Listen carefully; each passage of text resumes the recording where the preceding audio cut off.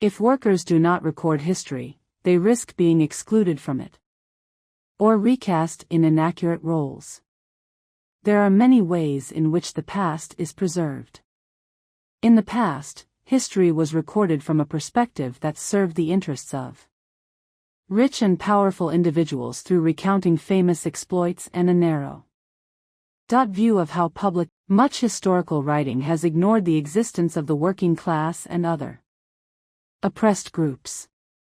Workers have always understood that to achieve their interests they would have to take matters into their own hands. In the 19th century, unions began publishing their own newspapers because the first printers were unsympathetic to the workers. Likewise, workers are working more today than ever before. I get to preserve they are rediscovering the history of the people.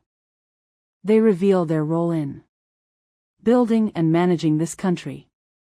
In order for people to learn about history, documents held by individuals, institutions, or the government are considered primary sources.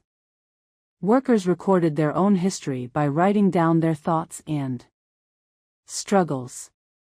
Through their decisions to join unions and political parties, finance them, or participate, labor historians and other social scientists are dedicated to researching and writing about workers.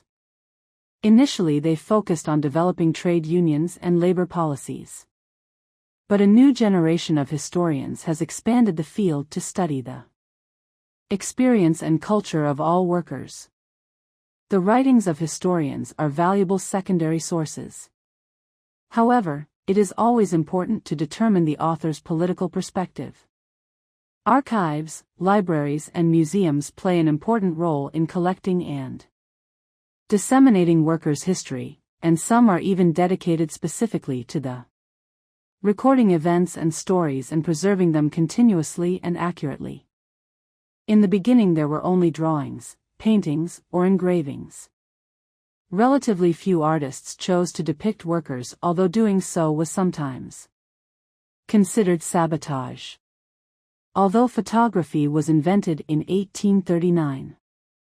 However, it will take decades before workers are regularly photographed. And even longer before cameras reach the hands of ordinary people.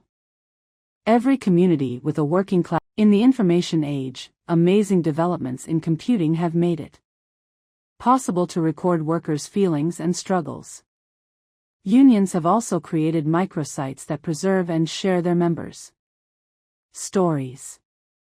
Perhaps the most important technological developments in preserving labor history have occurred in the early 1950s, when magnetic tape recording came into general use.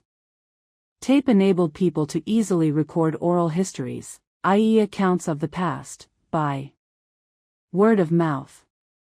For the first time, it became possible to hear workers' voices directly, and interviews with ordinary people began to form the basis of social, community, and even trade union history. Everyone has a story worth sharing. The history of the working class gives insight into today's conditions and places life in a deeper and broader context.